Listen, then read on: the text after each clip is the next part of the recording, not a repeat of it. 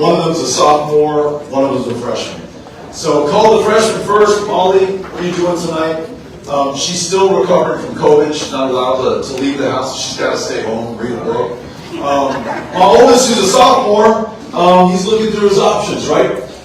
There's a friend who's got a pool. Maybe they'll go over and swim. Maybe hang out with some friends. There are so many things that we can do on our Friday nights. Go to a movie. Take our boyfriend or our wife out to dinner. Hang out across the street waving our Trump flags in the rain. Or what all of us have chosen to do, which is to come together and win this election on the night of November.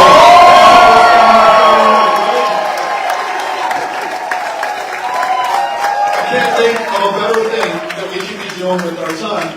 And you may have come to this conclusion. I'll tell you how I have. We're going to win this election because we've decided that we are going to fight for the right of every woman to make her own decision.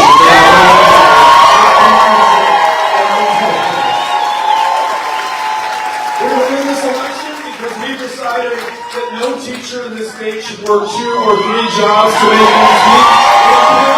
We're just work one. We're going to listen to them and tell us how they need to connect with those kids to keep them alive after 2 years of pandemic, trauma, and learning loss, to make sure they can connect with them, stoke that curiosity, draw forth that lifelong love of learning. And when I listen to them, I hear you loud and clear. When we win this, we're canceling the STAR test, so you can focus on this today. Get the job done, connect with them, allow them to live to their full potential, fulfill their promise, do whatever they were placed on this planet to perform in the first place. You all are the experts. You answered the call. You didn't do it for the money or the fame or the glory. Very often out of your own pocket when this school year starts, you're going to be paying for the decorations in that classroom.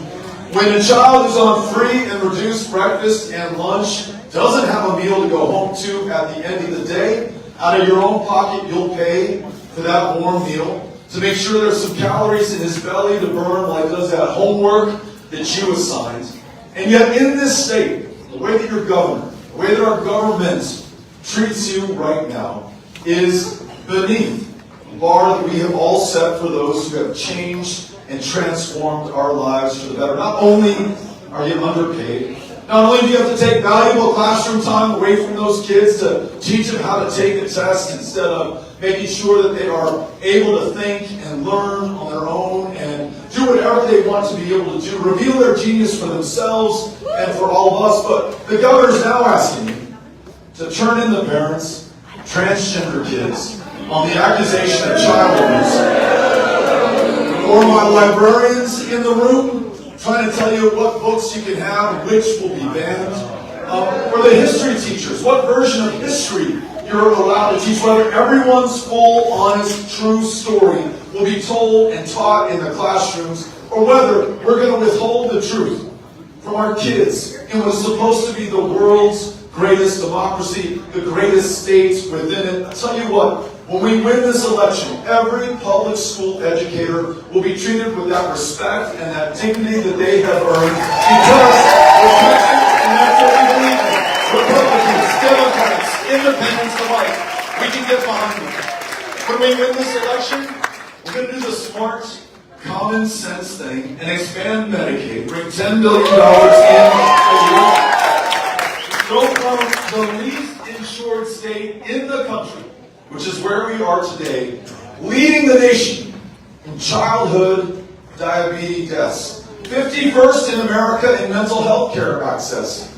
We were reading the statistics in Milam. The last information that we can get is there is no psychiatrist full-time in this county right now. 2 hospitals have closed down under the administration of Greg Abbott, along with 14 others across rural Texas since this guy has been in power, simply because he will not take yes for an answer. That Medicaid expansion, a program that we invented here in Texas, signed into law by LBJ in the summer of 1965. Those are our federal income taxes that we collect to us. $10 billion a year, stand up these hospitals, connect more kids with care, ensure that the largest provider of mental health care services in this state is no longer the county jail system in the state. That those with schizophrenia and bipolar disorder and clinical depression who do not qualify for Medicaid today because we have not done what all of our border states, New Mexico, Oklahoma, Arkansas, Louisiana, 3 under Republican governors have done, and that is expand Medicaid so that folks in town halls just like these will stand up and say, hey, Beto, my brother with untreated schizophrenia, uninsured, will get arrested on purpose to be taken to the one place that he's guaranteed any kind of care whatsoever. And not only is that in my book immoral and unconscionable and unacceptable, it's also extraordinarily expensive. $120 a night that we as a county taxpayers pay to keep him locked up, when for a fraction of that, if we expanded Medicaid, he could get consistent, sustained care. He'd be healthy enough to finish his education, to go to work, to start a business, to hire other people in the community, to raise his family, to start a rock and roll band, to run for political office, whatever he sets his mind to, we want to be able to do that right here in the state of Texas. Here's the kicker. When we do, we can bring down your property tax bill. Because when that untreated fellow Texan of ours, whether it's schizophrenia or diabetes or any number of issues, curable cancer, if they're untreated, they don't get care, they never see a doctor, at some point, the complications are going to catch up with them. And they will go to the hospital. It may not be in this county, it may be in another. But they'll seek that care. The outcomes, because they have not been treated all along, will be much worse. The care itself will be exponentially more expensive. And even if that person does not have a dime to their name and continues to be uninsured, it's not as though the bill goes away. If you're lucky enough and fortunate enough, and that's all you are if you have insurance right now, it'll show up in your premiums, in your deductibles, and your co-pays as well. It's the right thing to do from the moral imperative. And that satisfies all of my concerns. But even if you are unmoved by that, just for your own self-interest and the cold calculation about your pocketbook, the right thing to do is the right thing right now. So we're going to expand Medicaid. We're going to fully fund mental health care. We're going to make sure that we reopen these closed hospitals in our rural communities. And we're going to show one another, wherever you live in the state of Texas, no matter how far you are from the centers of power and influence, that respect that you deserve as our neighbor. Now listen, it's not just with health care in rural Texas. I don't have to tell you that. A full quarter of those in this county cannot reliably get online to use the internet. Try getting what you raise to market if you can't get online. Try finishing your education, hiring an employee for the entrepreneurs in the room. Try finding a date if you're lonely tonight, if you cannot get it. Very, very hard to do. And I heard from you that your internet and your telephone bills are going through the roof right now, if you're lucky enough to get on. Well, you know why? It's not a mystery. This wasn't caused by some great force in the universe.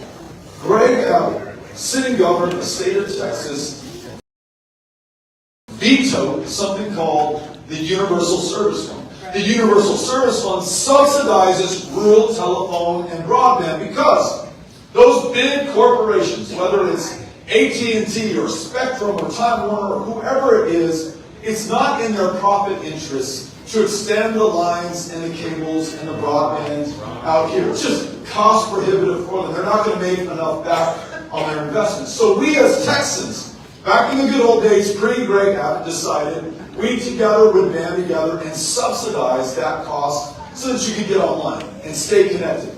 It is not unlike what our forefathers and foremothers did in 1936. Congressman Lyndon Baines Johnson worked with President Franklin Delano Roosevelt on something called the Rural Electrification Administration. And what we said back then to our fellow Texans was, look, I know the big utilities, the electric companies, they'll never wire your towns for light if we leave them to their own devices. So you form a co-op, come together, decide the solution, and we at the state and federal level will partner with you. And I have met people, some of our older senior citizens who were in first grade or kindergarten or third grade in 1936, when those wires were extended to their towns, and all of a sudden, at the beginning of the school year, right where we are right now in 2022, which is back then in 36, they could read by electric light at night, do their homework just like the kids in Dallas or London or Tokyo or anywhere else in the world. And what they have told me,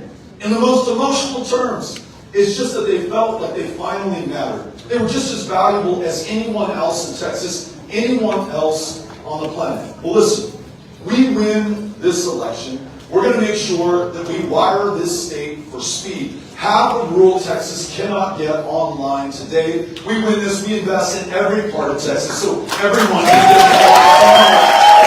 That's going to make us better. Attract more employers. Allow us to find better jobs. Each of us doing better going forward. And speaking of each of us doing better, I bet you, like I, regardless of the party that you belong to or any other difference between us, are sick and tired of being divided along those differences. In the state that we're in today, in Great Abbots, Texas, unfortunately, it is you or me, right? He's going to tell you who to hate. He's going to tell you who to fear. He will try to describe who your next enemy is. And he very often does it to distract us from the big opportunities in front of us.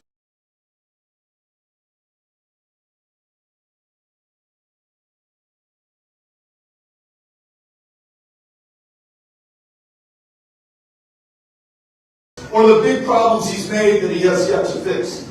Try asking him about the grid, and he'll point to Mexicans coming to get you from the border. Try asking him about fixing the foster care system, which is the worst run in the United States of America, where tonight, 32,000 kids in that system, too many of them will be sleeping in CPS offices, in the hallways, under the desks, atop the tables.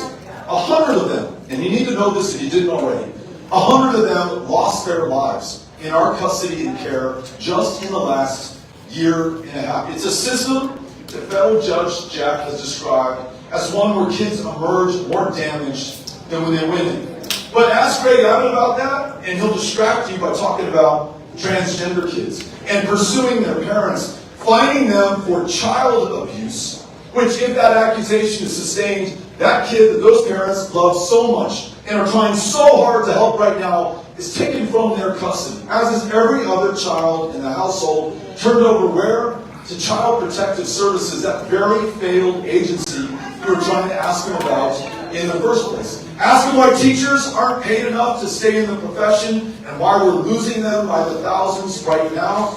And he'll talk about CRT, something most of us had never heard of before last year. Trying to scare us about who we are and keeping us from who we will be if we can come together at this moment. If his Texas is it's you or me, our Texas is it's you and me. It's all of us together. Fighting for one another, being there for each other, but caring for each and every single Texan. That's what we're going to do. So, let's say after this, like the old, was it the Bugs Bunny cartoons, where at the end of the day, the wolf and the shepherd clock out and they go have a beer together. Let's just say we're having a beer with these folks across the street, okay? After this. Stranger things have happened. It is a Friday night. We're in Rockdale, right? It's warm in here. We're going to be thirsty. Let's say we're sitting down with him and they say, well, tell me what this Beto guy is all about. Share with them, look, he wants us to have the best system of public education. He talks about getting behind our teachers to get that done. I bet you they're going to agree with us. He talks about our community right here in Rockdale, getting the kind of support and investment that other communities across the state of Texas take for granted. For example, he knows about the 2 hospitals that have closed down here under the administration of Greg Abbott. He knows how hard it is for too many of us to be able to get online. He understands our issues He wants to fix them. He wants to fix them for Republicans. He wants to fix them for independents. He wants to fix them for Democrats. He talks about expanding Medicaid so no one is too poor to be healthy enough or well enough to live to their full potential. And think about that agenda. World-class schools. Great job because of the investment in infrastructure here and the ability to see a doctor. Now, there are a lot of things under the sun that we might argue about and have our differences on. But on that much, there is common ground in the state of Texas today. Wouldn't it be nice if we were no longer known for making headlines around the world because of the bad things that we're doing, unable to keep the lights on when the temperature drops in the energy capital of the world? Property taxes going up $20 billion over the last 7 years, making it too unaffordable for too many of our fellow Texans. A tax on women and their reproductive health care, or members of the LGBTQ community just because of how God made them. What if instead we were known for the great things that we do because we have chosen to come together? Damn the differences, get together, make sure we're potential. That's what we're about right now. And tell you what, we can do this. We can do this. But it's going to be up to all of us. As the chairman just said earlier, it will not be the candidate. It won't even be the political party that he's the chairman of. It's got to be the people of Texas. And I want you to know this, and I mean this. If you're a Democrat, I'm glad you're here. Independents, I'm glad you're here. Republicans, I am glad you're here. It's going to really take all of us being there for everyone. And it's going to take all of us doing the work to win this. And what I mean by that, some of you are surprised, I can tell by the look in your eyes, that this many people came out. Right?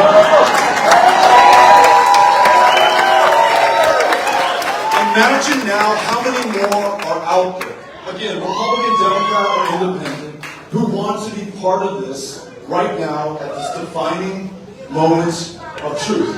They care just as much about this community as you do, just as much about this state as I do. They want to be given a chance to do the right thing at the right time, doing what they can with what they have where they are. Let's make sure that we show up at their doors to do that. There are folks who are in yellow vests in the room. If you're in a yellow vest, where are you? Someone's putting their yellow vest on. I've got one, I've got two, I may have three.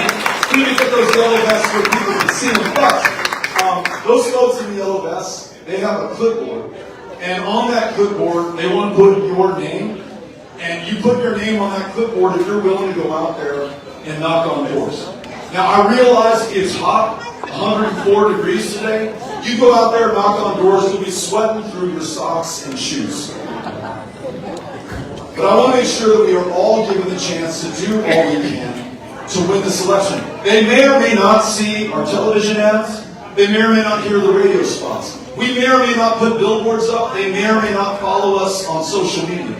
But I guarantee you, if you knock on their door, human being to human being, eyeball to eyeball, face to face, that is going to break through their cynicism, apathy if they have it, the voter suppression and intimidation that may be in their way. Of the 7 million non-voting eligible Texans who didn't cast a ballot in 2020, 7 million.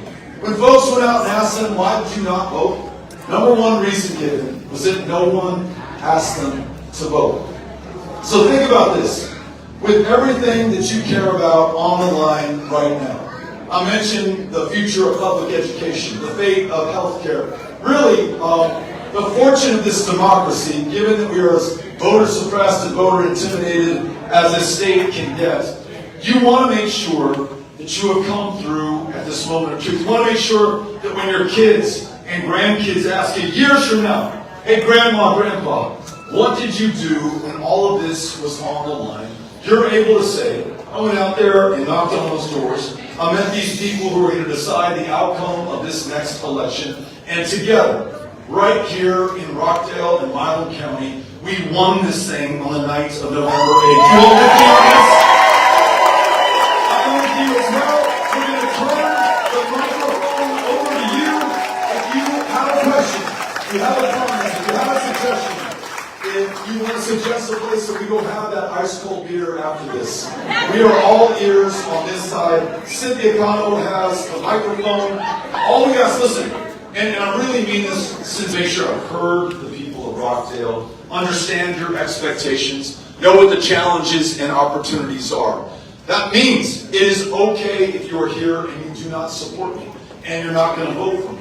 You're just as much a Texan as anyone else, just as important to me as anyone else. The only thing I ask is that we be respectful and civil to one another right now, right? Let's make sure that we do that. Cynthia Connor, here you go. Self-admitting and regrettably, I have not become as invested in politics. I'm 41 years old, and this year is like groundbreaking for me. One of the things that I'm curious about. Thank you. Beer. Sure. I have a bunch of friends and family that are small business owners.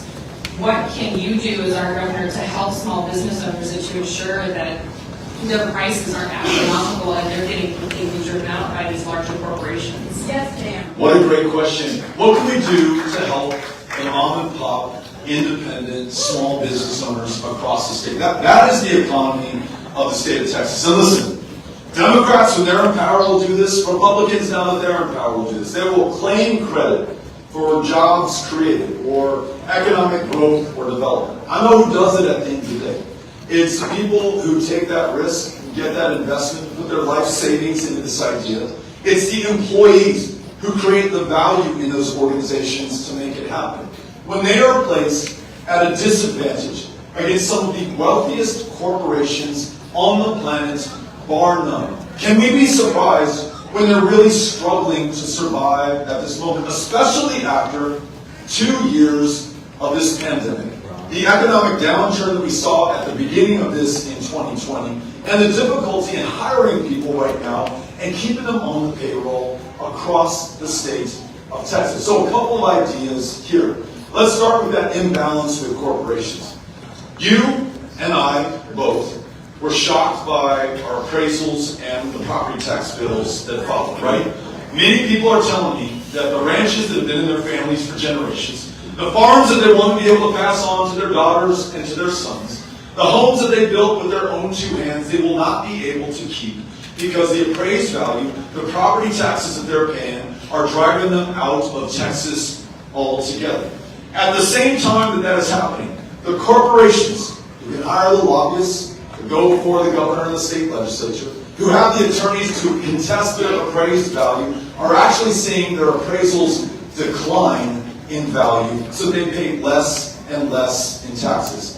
If we had a fair appraisal and fair property tax system in the state of Texas, we could bring in an additional $4 to $6 billion a year and reduce the property taxes that you're paying on that office or that land or that home that you own, freeing up a little more capital, pay your employees more, take more of that pay home as well. Other thing that I mentioned is investing in infrastructure in communities and counties just like this one. Hard to keep employees on the payroll, teachers in our schools, when we don't have a hospital that they can use right here in this community. When it's hard for them to get online or cost prohibitive to pay that internet and telephone bill month after month. That is doubly hard for these entrepreneurs and small business owners who incur that as an expense of doing business, especially in our rural communities. Let's make sure that we have their backs as well and level that playing field just a little more. And then lastly, I want to make sure that you see me as your partner in Austin, Texas. Whatever the needs are here in Milam County, you're going to understand them far better than I ever will. That's why I show up in the first place, to listen to and learn from you. Once in this position of public trust, I want to come back to be held accountable by you. Absolutely. She asked me to that. Absolutely.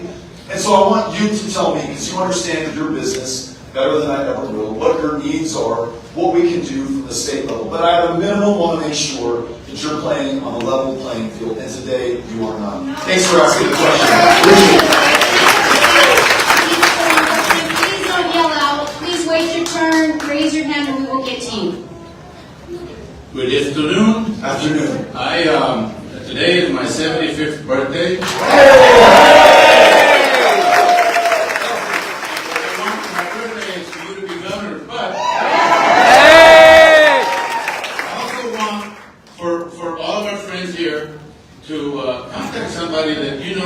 kind of stays away from the polls on election day. Give them a ride, do whatever, bring them in. I've been involved since I was 18 years old, and it takes that vote that you didn't think it was, but it makes a difference. I won by 3 votes when I ran for city council here at Rockdale a long time ago. Do they call you landslide here? I was only 5 people voted. Anyway, I wish you luck, and I brought my grandkid with me so they can see.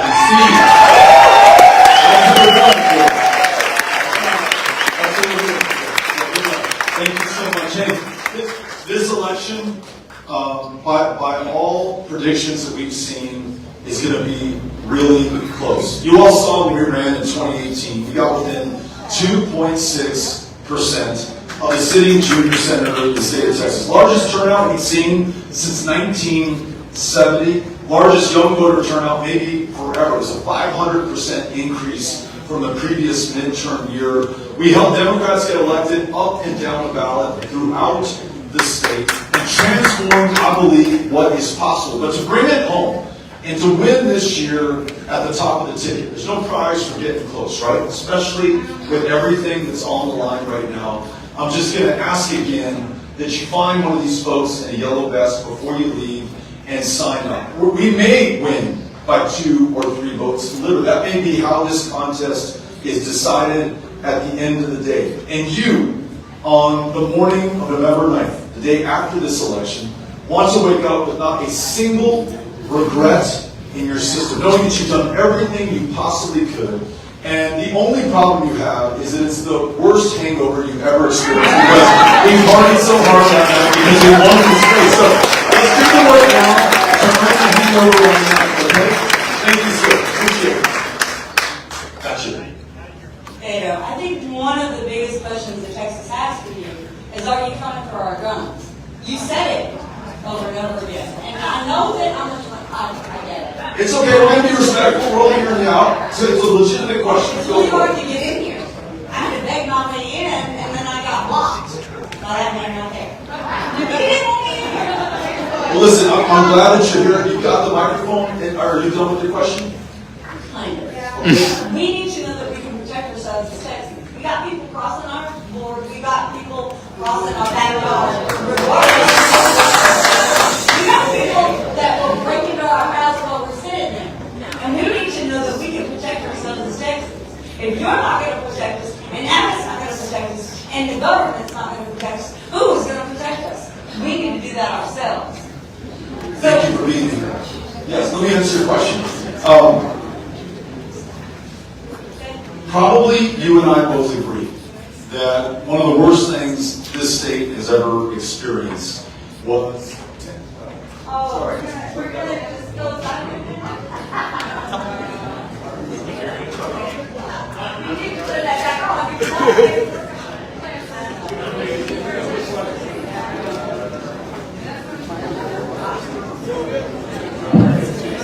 So 10 weeks ago, 19 kids are slaughtered in the classroom. There are 2 teachers who already sacrificed so much of their lives for those kids, put their lives on the line to try to save them, lost their lives as well. In those 10 weeks, this state, our governor, has done not a thing to make it less likely that the same thing will happen in another school district in some other part of the state this school year.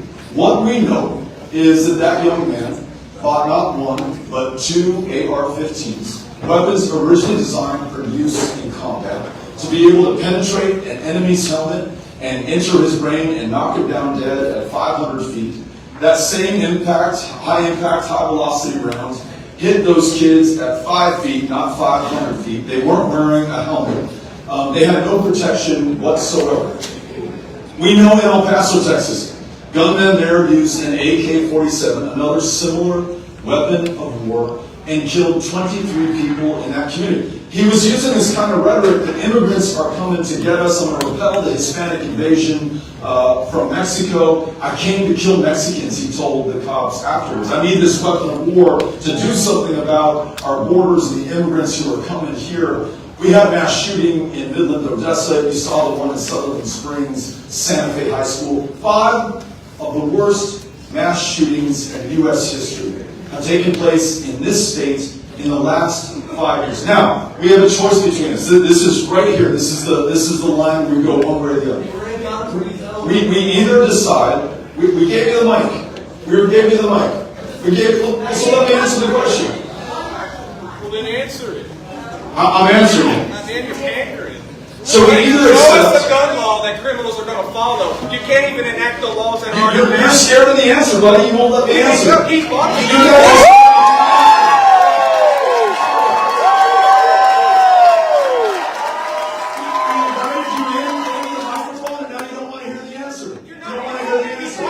So let me share this with you. Look, and I'm going to answer your question about the gun-free zone, because that was a good one. We either accept that we are inherently violent and evil and murderous, or that we may have a problem with the laws that we have on the books when an 18-year-old can walk into that store and buy those weapons and those hundreds of rounds of ammunition. When an 18-year-old can be sending signals off in every direction that he's got a problem. So bad that his friends call him the school shooter before he ever walks into that school and shoots anyone. The gentleman in the back says, well, they were in a gun-free zone. Sir, there were more than 100 law enforcement officers on the other side of an unlocked door for 70 minutes with every kind of weaponry, with ballistic shields. They had all the guns that they needed, and yet those kids still bled out and died. Those 2 teachers lost their lives as well. More guns is not going to solve the problem of gun violence in America. Common sense gun laws can. How about this? Let me talk some money.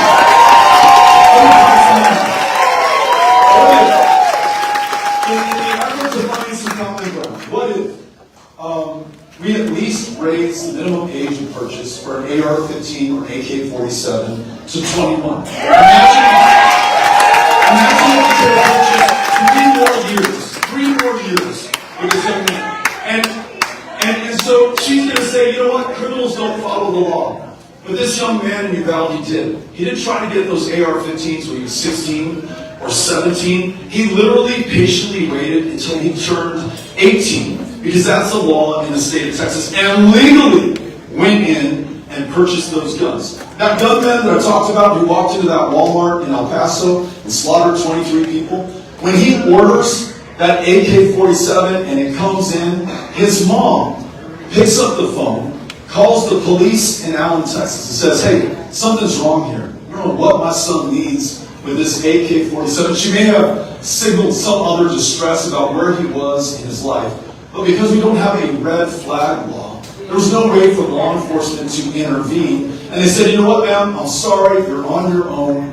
Good luck. A red flag law could have averted that disaster, might have averted the one in Uvalde. And the universal background check, which some may say that they anticipated on the other side, I gun at a gun store, I had to go through a background check. What do you mean we don't have universal background check? Well, you're right about the gun store.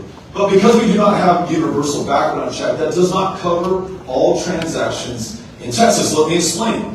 A month after the slaughter in El Paso, a guy walks into a gun shop in Midland, Odessa, tries to buy an AR-15, is turned away because he cannot pass the background check. See, they work.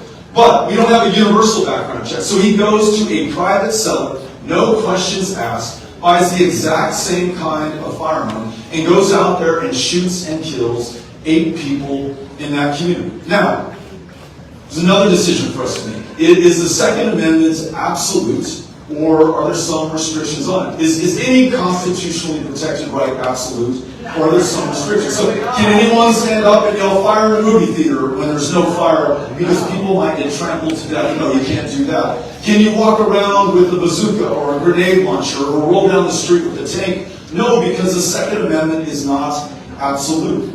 That also means that we look at our history. 1934, this country was sick and tired of seeing fellow Americans slaughtered with fully automatic machine guns. We then made it virtually impossible, not illegal, but virtually impossible to own a fully automatic machine gun. Tell me the last time there has been a mass shooting with a fully automatic machine gun in this country. It's not been years, it's been decades since that has happened. I just happen to believe that some common sense restrictions that keep people who intend to do harm to us or to our kids or to our communities while still protecting your right to own and bear arms is who we are as Texans. Without a responsible tradition of gun ownership in this state.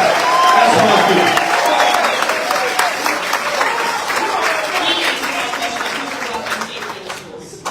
Answered it? Okay, great. Thank you.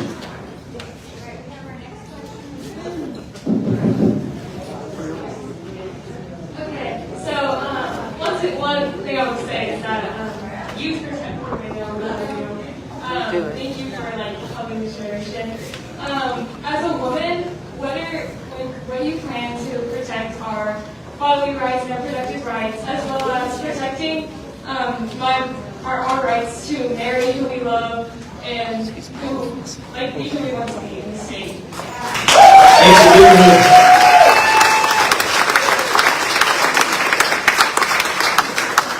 I think it was hard for many of us, myself included, to be honest, to imagine that we'd ever live in a day and age and in this state where there would be no exception to the total ban on abortion, no exception for rape, and no exception for incest.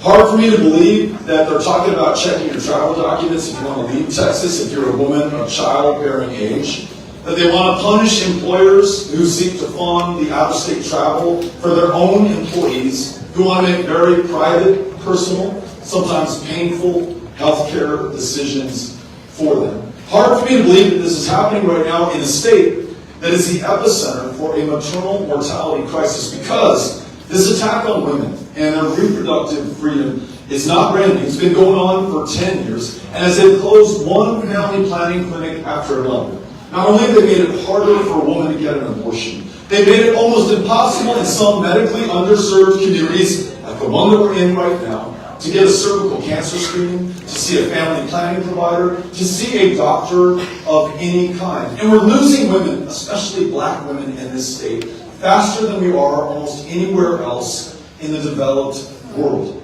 So this is a life and death issue. And I want to make sure that we stand up for you and everyone who wants to be able to make their own decisions about their own body. And that if anyone thinks that this is somehow an impossible task, the odds are too great. I just want to tell you, we've been up against much greater odds and prevailed before, because you probably know your history, but in 1972, just like in 2022, abortion was completely illegal in the state of Texas. But no one rode to our rescue. It was Jane Roe, a Texas woman, Roe versus Wade, her two attorneys, two Texas women, Linda Coffey, who still lives in Dallas, Sarah Weddington from Abilene, Texas, who successfully argued that case before the all-male United States Supreme Court and won that victory for the right to privacy, to make these personal decisions on your own, to have that freedom without interference from your government. So when it comes to these other attacks that are coming down the pike right now, Justice Clarence Thomas, Supreme Court Justice, has said that next in his sights, and perhaps the sights of the Republican majority in the current government in the state of Texas, is same-sex intimacy. In other words, reviving our sodomy laws in the state of Texas. Next, following that, is contraception, literally your ability to make your own family planning decisions. Next after that is marriage equality. Now, let's just think about this. That sounds crazy to many of us because we thought we had won those victories, that progress is just moving in this direction. But what we learned from this Dobbs decision to overturn Roe versus Wade and Abbott signing a total abortion ban with no exception for rape or incest is that no victory is final. No fight is fully won, nor will it ever be over. We got to be in this long after the night of November 8th. That's an important step in this fight. But for as long as you can draw a breath, you got to commit yourself to being in this. Because the other side who wants to take away your rights and tell you what you can or cannot do with your body, who you may or may not marry going forward, they will never, ever give up. So we've got to be just as resolute, just as committed, just as courageous, just as strong. And I promise you, I will be about that. We will have your back. We will do everything we can to make sure that we support your rights and your freedoms. Thank you for being here. Really, let's celebrate. Thank you. Hi, my name is Evan. I'm a 2020 graduate from Rockdale High School. I'm at UT now. At UT, where I study government and political communications, and you were a big reason why I signed in politics. It's really Thank you. I'm grateful to be there with the education that I received in Rockdale, and one of my favorite high school teachers is right here.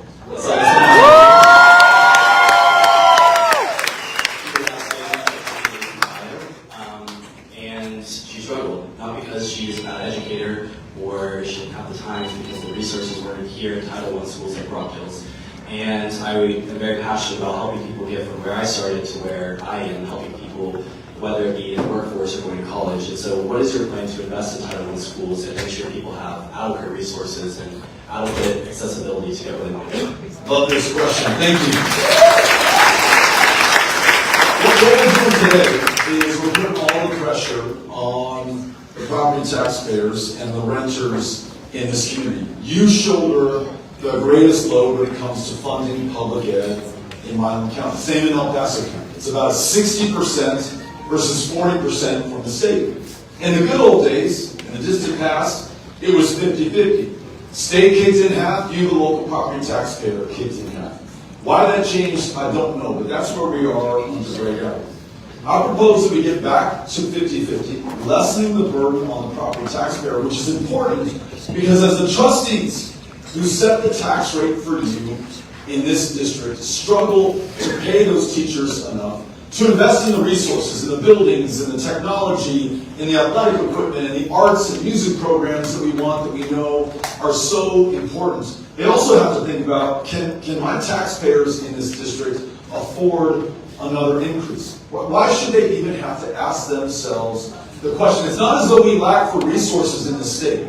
We're the 9th largest economy on the planet. $2 trillion gross domestic product, $250 billion biannual budget. Now, we have the resources, we just thus far have lacked the political will. The great news is, this is not a Democratic Party proposal. In fact, the state legislator who's offered the 50-50 split legislation is a Republican from North Texas. Because you see, I know you all know this, Republicans and Democrats care just as much as the other for the kids in our lives, and especially in rural communities, which are overwhelmingly represented by Republicans. It is in these places that teachers are the most grossly underpaid. Here it's $14,000 less than the national average. $14,000 down just to get to even. Not to the highest paid in the land, just to get to average. I don't think anyone here wants to be average. Let's make sure that the state of Texas ponies up that money. And again, if you don't think we have the resources in the state, we can make sure that those corporations are paying their fair share. We can look at other revenue resources. And we can go beyond pre-K through 12 education. We can make sure that we fully fund all-day pre-K in this state. So if you're a working mom or a working dad, and you're a single parent, and you're at home with your child right now who is 3 or 4, and you'd love to finish your education, love to get back to work, love to start a business, but you can't, making sure that kid can go to school, and they're learning at an earlier age, reading at an earlier age, they're getting ahead as they move through the academic year, and then on the other side of that, when you graduate from high school, let's at a minimum make sure that we take care of those first 2 years of college, especially if it's at a community college, learning a vocation, a trade, a skill that will make you more competitive. Not only do we need to reopen hospitals here in this community, but we need doctors and nurses and psychiatrists to staff them. Here's an idea, again from Texas's past. It doesn't exist under Greg Abbott anymore. But there used to be a program that said, if you grew up here in Rockdale, you want to be a doctor, you don't have the resources to go to medical school, we'll pay the full freight on condition that you move back to Rockdale after your medical school education and practice medicine in this community for at least 6 years. Let's make sure we go through that as well. We've got the resources in this state to get it done. We just need to pull it together. And I tell you, this is why I show up and why we have town hall meetings like this. I mean, meeting you, hearing your question, knowing that we have a chance to ensure that every young person here has the same opportunities you did, that's going to be on my mind once we're in this office. I don't know, and you tell me how often, Greg Abbott is here answering questions from you in a setting just like this, but that may have something to do about your share of state resources that are coming in to support world-class public school educators like this one, who's transformed his life.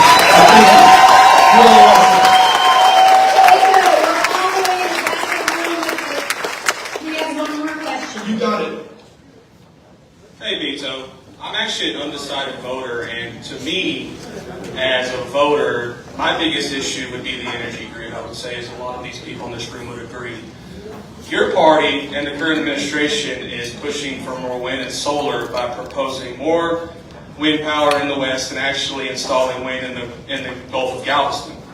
Experts have tried to say that by doing that, the infrastructure we currently have can't keep up with our grid at the current levels. I know you're a big fan of solar and wind. If that infrastructure isn't there now and they're saying that the increase the capability of it and the demand still can't be met, how is that a viable option for Texas? This is a great question. So glad that you asked it. Luke Warford, the next railroad commissioner, mentioned this in his introduction, that last February, when the temperature dropped, you couldn't keep the lights on, the heat running, the water flowing because your pipes had frozen, and then they burst. And the gentleman saying, look, we were unable to generate. In the West Texas, the windmills also froze completely. Yeah, and you know what else froze? Gas at the wellhead, because we failed to winterize and weatherize every single part of this grid. There were failures across the board, and I want to make sure that you hear me say this. There were failures across the board, whether it was renewable, or whether it was coal, or whether it was gas. But overwhelmingly, because they represent the majority of our generating energy resources, it was gas right here in Texas. Now, there are solutions to this that I hope we can all get behind. The gentleman may think that I don't think we should have oil or gas in the state of Texas. I just want you to hear me loud and clear. I'm so proud of the fact that we produce the oil and gas that this country runs on, that has secured our energy independence from the rest of the world. I'm old enough, I'll be 50 in September, to remember when we were going to war half a world away to secure our energy supply lines into this country. Texas ingenuity, innovation, and hard work has freed us from that. I drove here today in a Toyota Tundra that burns gasoline. And for as long as I do, I want it to come right here from this state. However, at the same time, you all lost power. We are all paying higher in electricity bills. We have got to fix this grid. I think the most diverse portfolio of energy resources, to include gas, but also, I hope, an increasing proportion of geothermal. And as you probably know, the skill set from oil and gas drilling to geothermal drilling is like 1-to-1. Hydrogen, wind, solar, battery storage. I mean, these are the technologies of right now, and certainly they will be of the future. And just as I'm so proud of the oil and gas jobs that we have today, I want to make sure that we are attracting all of those jobs in these renewable energy resources. The plan to fix the grid, simply put, is we winterize and weatherize every single part of it, whether it is renewable, whether it is gas. Second, we connect our grid, ERCOT, to the national grid. So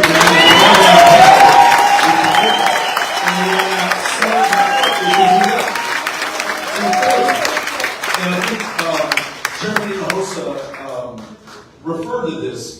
While you were freezing in your homes last February, over the course of 5 days, pipeline CEOs and their corporations, energy traders, made $11 billion in profit. 5 days. It's been called the largest transfer of wealth in Texas history. Those $11 billion, by the way, did not fall out of the sky. They came from you, and they came from me. They came from every single ratepayer in the state. Some utilities have had to declare bankruptcy. Others went billions of dollars in debt because they literally had a gun to their head. Either you pay 200 times the agreed upon rate for gas, or we're shutting you off. And so they paid it, and they took that debt on to keep their customers alive. Nonetheless, more than 700 of our fellow Texans died. Kids who froze to death in their beds, Vietnam-era veterans trying to charge their oxygen tanks in their trunk, died of hypothermia. Kids who died next to their moms of carbon monoxide poisoning in their garage. People who burned up literally in their apartments, lighting their furniture on fire, trying to stay alive in this state. Unacceptable to all of us. And that these guys made profits while our governor pegged the price of electricity at its maximum allowable rate, not for minutes, not for hours, but for days. Gas trading at 200 times its going rate. I say all that to tell you, when we win this election, when I'm your governor, we're going after those $11 billion in illegal property.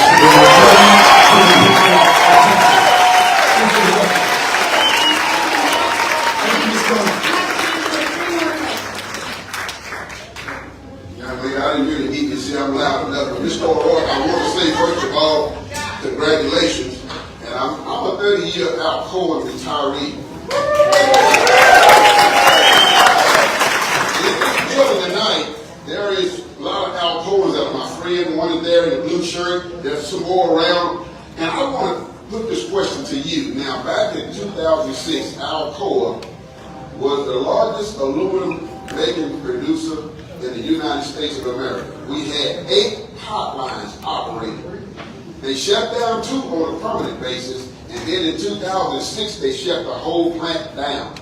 Now since then, there has not been a business of that size come close to this part of Central Texas. I think they got a Samsung plant right over here by Taylor now that's going under construction, and that's going to help out. But most of all is that when Alcoa shut down, they chose not to pay OSHA and other regulations because it was polluting, and they decided to move all those plants overseas. I can tell you how many plants they have. They have one in Australia, they have one in Brazil, they have one in South Africa, and they just put a new one on the line up in Iceland. Now, when this plant was going right here, we had about 1,500 steel workers working at that plant site. And I think with the capacity of the salaried employees was about maybe 1,200. But the steel workers was more. So my question to you is there any way, if you become governor, you can try to help these rural towns that you talked about the hospitals will close down, but if we could get someone interested into that plant site out there, which is still there, and I hear they have a Bitcoin operation going out there now, but I would love to see some of those jobs come back around this county.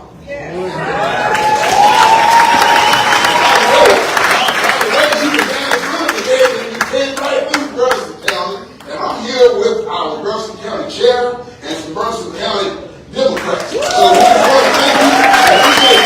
Thank you so much.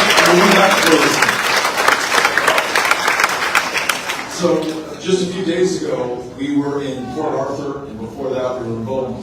And we were at that Steelworkers Hall, which just a few months ago was a food pantry, because those steelworkers were locked out of one of the most profitable refineries in the world, that ExxonMobil plant that's been there for generations. I mean, some of these folks literally are the 4th generation of their family to work in that plant, right?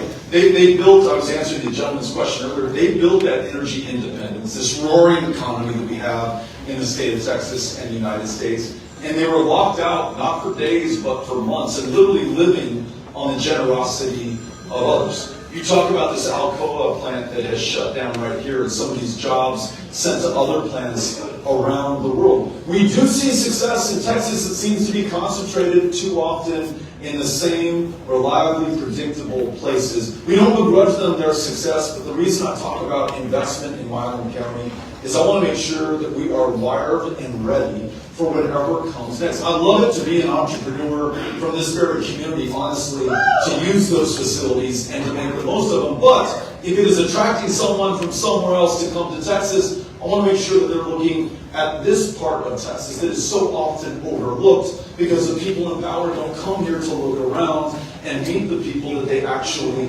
serve. The other thing that I want to say is that we have to have stronger unions in the state of Texas.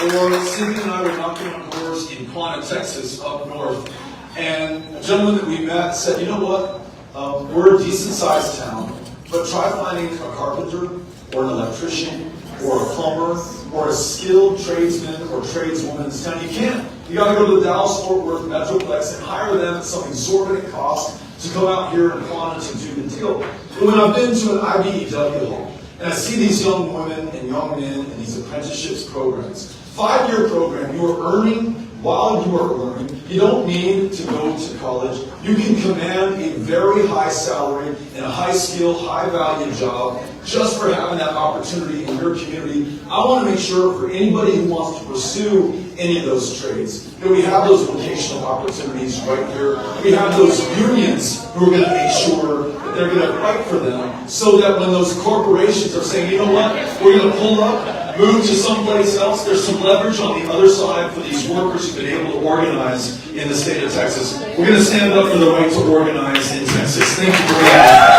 Thank you.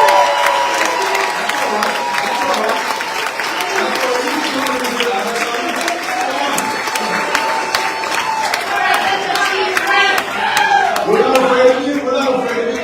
Come on in. Have a seat right here. Have a seat right here. Yeah. This young lady has. Ladies and gentlemen, the Abbott campaign.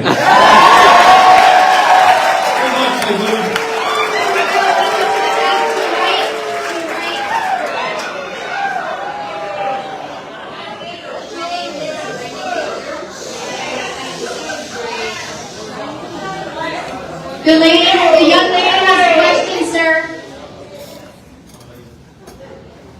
My name is Brandy. I'm in 7th grade.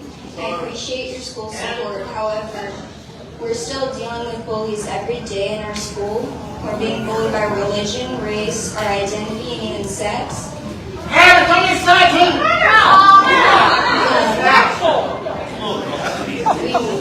want to know your plan to see if you can create or join a group that anti-bully that can help this, because frankly, all of us students, we're done with this. That was really good.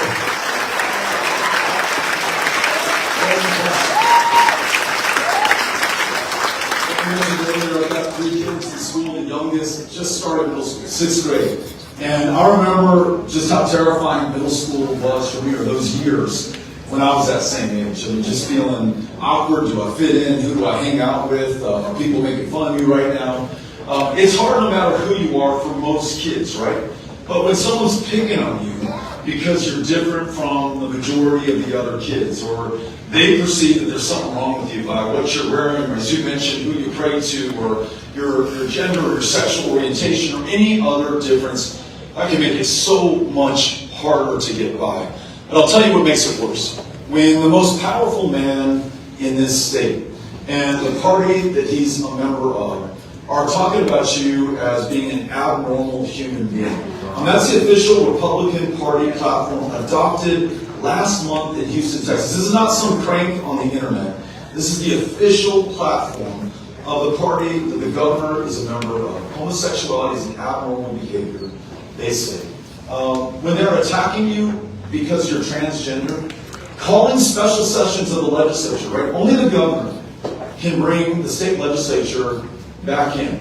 And you know, he could have done it after Uvalde, 10 weeks, and we're waiting. He hasn't done that. He could have done it after the grid. He could have fixed the grid. He could have done it to address teacher pay. He did it to determine, you know, what bathroom a transgender child can go to, or whether they can play on a sports team. And now there's an executive order that is asking CPS to pursue the parents of any transgender child. And listening to these children, and listening to their parents, who are the most loving, patient, generous people, literally, that I have ever met, who so patiently explain to those who otherwise don't understand, and even to the people who are hating on their kids, just what damage this is doing to their child. They say every time you call one of these special sessions, every time that you try to make us afraid of those who are different, including transgender, you know, my kid wonders whether she's in the right state, whether she's in the right planet, whether she should even exist or be alive right now. And the level of suicidal ideation, and attempts that we're seeing amongst the LGBTQ community, especially of school age, should grab our attention. And look, I don't like talking about that because I've got 3 kids and it just horrifies me to imagine that. But if we don't face it and confront it and acknowledge it and talk about it, we're not going to make it better. And so listen, let us, even with the guy who came in earlier, let us accept that he's every bit as important as any one of us. He probably loves his kids as much as I do, right? He doesn't want to see them harmed or hurt themselves. If we can connect with his empathy and his ability to, I wish you'd listen to your question right now, because you got me, right? You got everybody here in this room. When I see your face, it's no longer a political issue or a talking point or something that we play around with on TV or cable news. It's a human being. I really care about this person. I want to make sure that she's getting equal pay. So I want to know about that so much. And we're not going to talk about this annual hatred that we're seeing right now in the state. We're going to stand up and be proud of everybody who lives in this state, no matter their differences. We are as God created us. Thank you for being here. This is going to be our last question. All right, Ms. Kono. Hello. Thank you for coming to Rockdale. I appreciate it. My question is, with inflation happening all over the nation, our state has some of the lowest wages. What can you do, or what are you going to do when you're governor to raise those wages? Great question. Let's do 2 things, actually. You mentioned inflation. It's really high nationally. It's very high in Texas. I mentioned the $20 billion increase in property taxes under Greg Abbott, $45 per month increase on your utility bill on average. In rural communities, even worse. He vetoes the universal service fund, rural telephone, internet, up anywhere from $25 to $100 a month. In the last community we were at, somebody told me that they paid $125 a month just to get online, and they're lucky if they ever do, right? So let's first bring down that inflation, those higher costs. I've talked about how we'll reduce property taxes. Expanding Medicaid reduces property taxes, right? Making sure that the state pays more of the share of school funding reduces property taxes. There's some new revenue lines we could look at, like legalizing marijuana, so that we're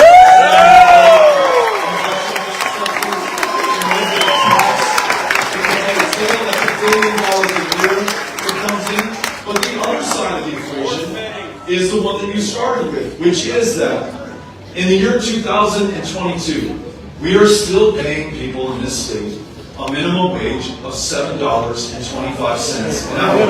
And again, I'm going to appeal to your empathy. Even if you are not making as little as $7.25, or if you don't know anyone in your family who is, I guarantee you there are people who are still laboring at that wage. And I know from listening to them that they're not working 1 job. They're working 2 jobs. They're working 3 jobs in order to make ends meet in their life. And they're very often also requiring public assistance, which means you and I pitch in a little bit more to make sure that whatever corporation they're working for can keep them at this subsistence or below subsistence wage. So I mentioned some things earlier that we can do, like making sure that this is a right to organize state and that we have the power of unions who can use their leverage to make sure that employers are paying a fair wage, safe working conditions, making sure that we're delivering for our customers or the public, depending on where you work. But I just can't escape that if we're going to have a minimum wage at all, maybe there's some who will take the other side of this argument and just say we shouldn't have one. But if you do think we have a minimum wage, the fact that it's been $7.25 this year with 9% inflation, $7.25 last year, $7.25 the year before, the year before that, the year before that, the year before that, the year before that, we've got to raise it at some point. And I argue, let's win this election and raise it now. And let's raise it until we eventually get up to $15 an hour. So low wage you don't pay anybody. So that if you're working full time, you're just working 1 job. Imagine it with a $15 out of minimum wage, Medicaid expansion so that you can see a doctor, universal pre-K so that your daughter or your son is with someone learning during the day and you're free to work and earn more income or continue your education and get a higher paying job down the road. We bring all those things together and then we're really cooking with gas in this state. So thank you for the great question. Let's make sure everyone can get ahead in Texas, right? That's what we're about.